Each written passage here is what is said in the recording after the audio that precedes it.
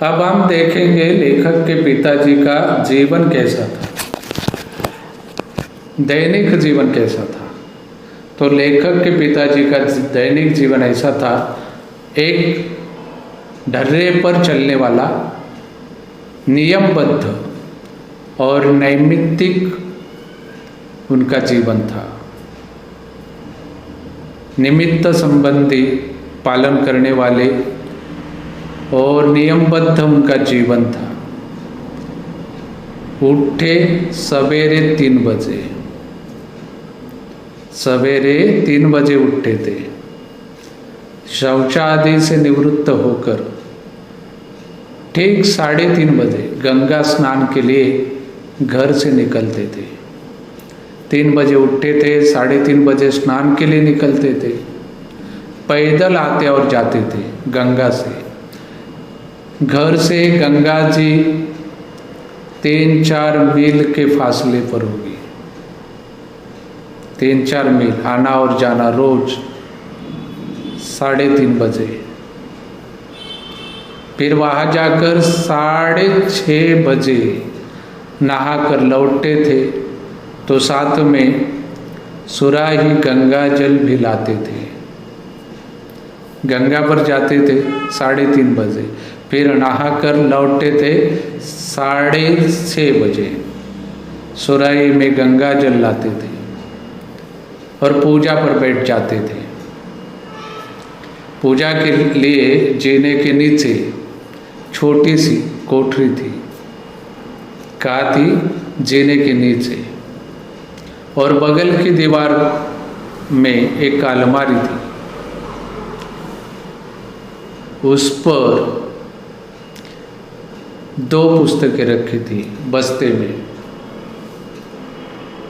पूजा के लिए जो कोठरी थी जीने के नीचे, और दीवार में एक अलमारी थी, इसमें बस्ते में 2 पुस्तकें थी, एक रामचरितमानस और दूसरी गीता।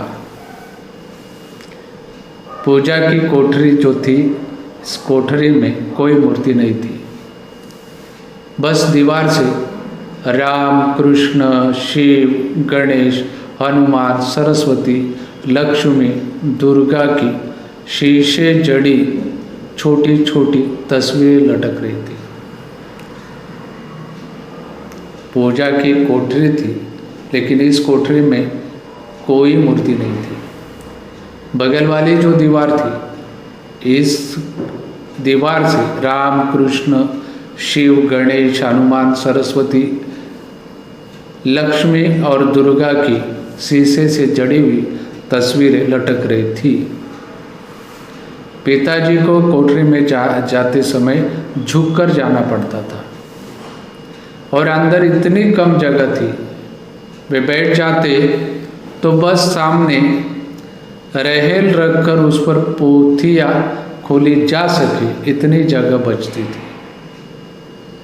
रहेल जो ग्रंथ पढ़ने का एक लकड़ी साधन होता है, जिसके ऊपर ग्रंथ रखकर पढ़ा जाता है। तो कोठरी में, पूजा की जो कोठरी थी, इसके अंदर बहुत कम जगह थी। पिताजी बैठते तो सामने रहेल रखने की जगह बचती थी। वे मानस का नवाहिक पाठ करते थे। रामचरितमानस ग्रंथ उनके पास जो था, इसका नवाहिक पाठ करते थे। यानी क्या?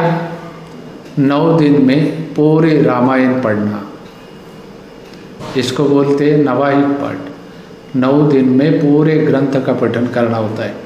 तो रामचरितमानस का इनके पिताजी जो है नवाहिक पाठ करते थे, 9 दिन में समाप्त करते थे पूरी रामायण।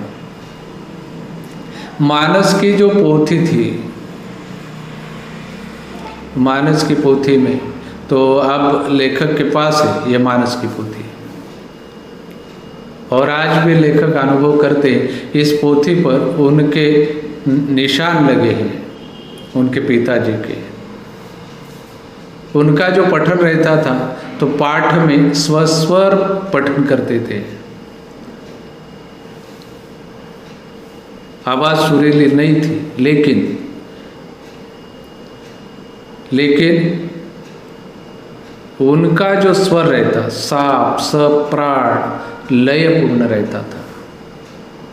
आवाज़ सुरीली नहीं थी, लेकिन उनका जो उच्चारण था बिल्कुल शुद्ध था, साफ सप्राण और लयपूर्ण रहता था पठन उनका।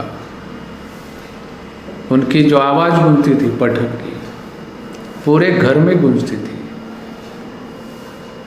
इस आवाज़ की प्रथम स्मृति जो है, या लेखक के जो प्रथम स्मृति है आवाज़ की, ये उसी की है, रामचरितमानस के पठन की।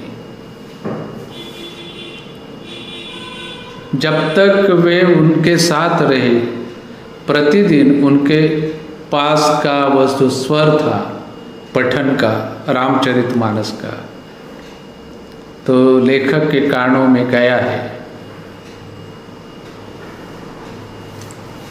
अब लेखक कल्पना करते हैं कि सौरी में जन्म के पहले दिन से उन्होंने हर दिन इस उनका पाठ जो है, उनका स्वर सुना है।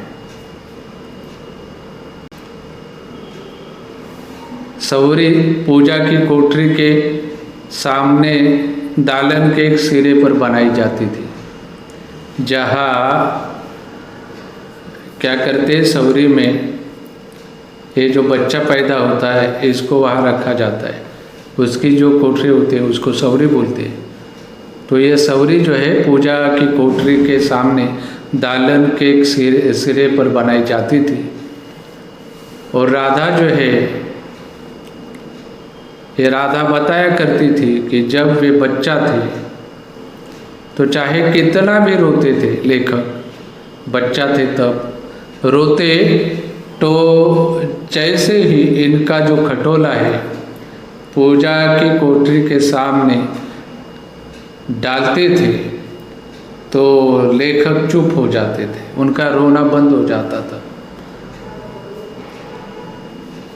खटोला जब ये बच्चा थे और रोने लगते थे, बहुत रोने लगते थे, शांत नहीं होते थे, तो इनका जो खटोला है ये पिताजी के सामने, जहाँ मानस पाठ चलता था उसके सामने रखते थे, तो लेखक तुरंत चुप हो जाते थे।